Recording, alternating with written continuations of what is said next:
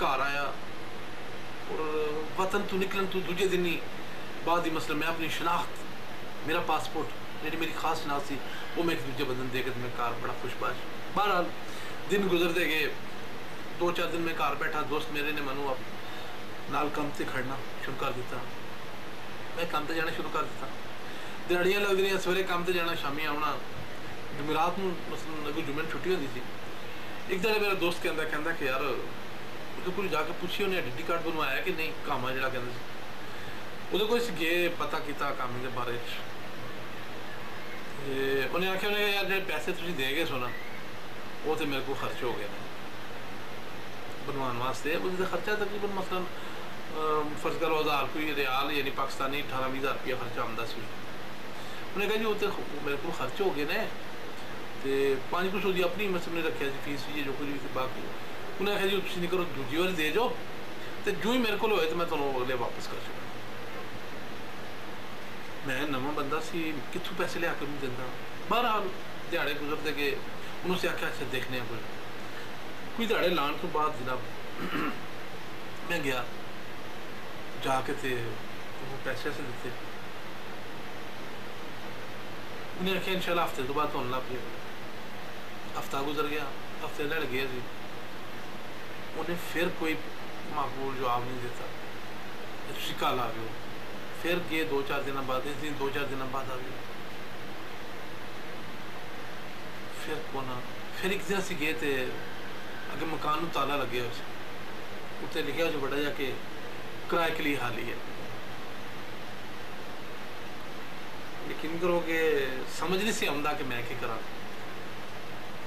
Passport दे कोले सी, अकामा मेरा कोई नहीं बनया। बहरहाल क्या हो सकता सी, कोई हल नहीं सी। बड़ा ढूंढिया उस बंदे नूं, बड़िया कोशिशां आगे पिछे उहदे 11 सजना ढूंढिया, बंदा नहीं मिलिया। जेड़ा मोबाइल नंबर सी बंद सी हो गई। जिंदगी के दिन गुजरते रहे। सऊदी अरब बंदे जेडे आते हैं ना काम करने वास्ते उन्होंने को एक बड़ी खुशकिस्मती है और बड़ा एडवांटेज जिन तुम कहते हो ना उन्होंने ये है पैसे तो तुम दुनिया के हर कोने कमा सकते हो काम करो तो, लेकिन सऊदी अरब ये है कि जिस थोड़ा दिल घबरा जाए ना तो तुम रोज़ा रसूल सल्लल्लाहु अलैहि वसल्लम या खाना काबा से जाके तुम उमरा कर सकते हो। तुम अपने जो अंदर इंसान के अंदर का भार होंगे ना उन्हें बिल्कुल हौला कर सकते हो।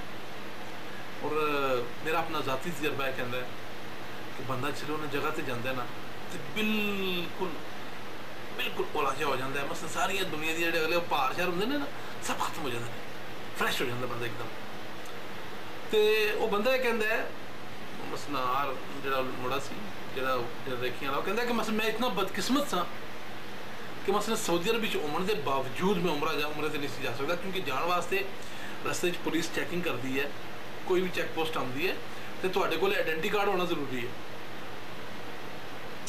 बहरहाल वक्त गुजरता गया, आस्ता आस्ता दिन लंघते गए, दिहाड़ियाँ लगती गई, घर पैसे भेजते रहे, जिंदगी गुजरती रही। एक दिन मेरा दोस्त अपना जो स्पॉन्सर सी उसके मजरा जिन्होंने जिकन साढ़े बाहर होंगे जिमियाँ या खेत या मसलन जो कहते उत्ते बाहर ना उत्ते कम कर गया रियाज तो तकरीबन 200 किलोमीटर दूर। उन्हें आख्या शाम को मैंने फ़ोन किया 5 बजे कि मैं अज नहीं आवन लगा, जुमेरात है तो मैं यार कम शम करके तो फिर आवागा। मैं क्या ठीक है। थोड़ी देर बाद मनु उस दूजे मुंडे ने फोन किया, उन्हें आख्या कि तेरे दोस्त का एक्सीडेंट हो गया तो वो मौके से जाम भाग हो गया। तुसी यकीन करो कि मसलन मनु यकीन से आंदा कि इस तरह भी हो सकता। मैं हैरान परेशान। उसका कजन सी अपना उसका दोस्त रियाज सी सारे दसिया गए उसकी मसलन जाके डेड बॉडी रिसीव की थी। मैं मसलन मेरा वो सब कुछ सी जान तो अजीज दोस्त सी, लेकिन मैं वो वास्ते कुछ नहीं सी कर सकता। कुछ भी करो तो मुराद है कि मसलन सारे उत्थे गए सन उस 200 किलोमीटर दूर उस जगह ते जिस जगह ते एक्सीडेंट होया, जिस जगह ते मुश्किल बनी, लेकिन मैं कितना बदकिस्मत सी कि मैं उस जगह ते भी नहीं जा सकता जिथे वो सारा मसला पैदा होया। बड़ा रोया मैं हर तरीके नाल, मसलन हर चीज़ याद आती सी। वो मियाँ साहब का एक शेर है कि जद विछड़न दिलदार दिलां दे ते कौन रोवे फिर थोड़ा, तो सब रोगां विच रोग मोहम्मद ते जिसका नाम विछोड़ा। विछोड़ा बड़ी जालिम चीज़ है। बहरहाल डेड बॉडी आई, जिसने रियाज आई ना, तो मैं उनके कोले गया तो उन्होंने मैं जफ्फा मार के मैं आख्या मारो तू तो मेरा बड़ा खास सज्जन से, तेरे से मेरे से बड़े वादे सन, तू मैनू छड़ के जा रहे। तो मैनू मियाँ साहब का एक शेर बड़ा याद आता है कि सज्जन संग तरोड़ गए ने ते दिल होया लीरा लीरा, ते डाढे दर्द विछोड़े वाले ते सौण नहीं दिंदियां पीड़ा। सज्जन संग नखेड़ गए ने या तरोड़ गए ने, सज्जन संग तरोड़ गए ने ते दिल होया लीरा लीरा, ते डाढे दर्द विछोड़े वाले ते सौण नहीं दिंदियां पीड़ा।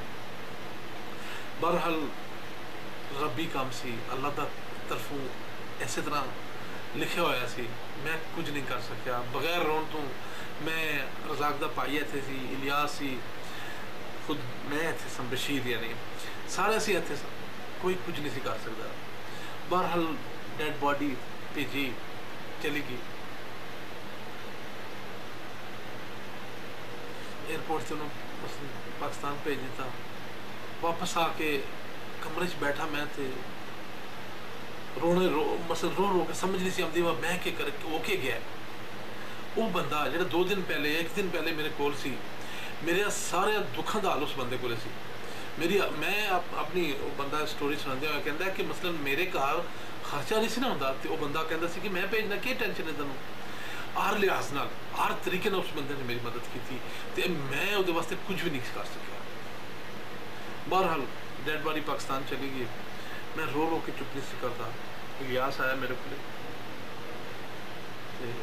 वो मैनू नाल अपनी रिहाइश से लै गया।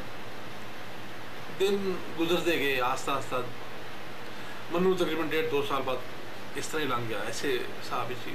सारिया गल्लां दसां तो फिर टाइम बड़ा लंबा हो जाएगा।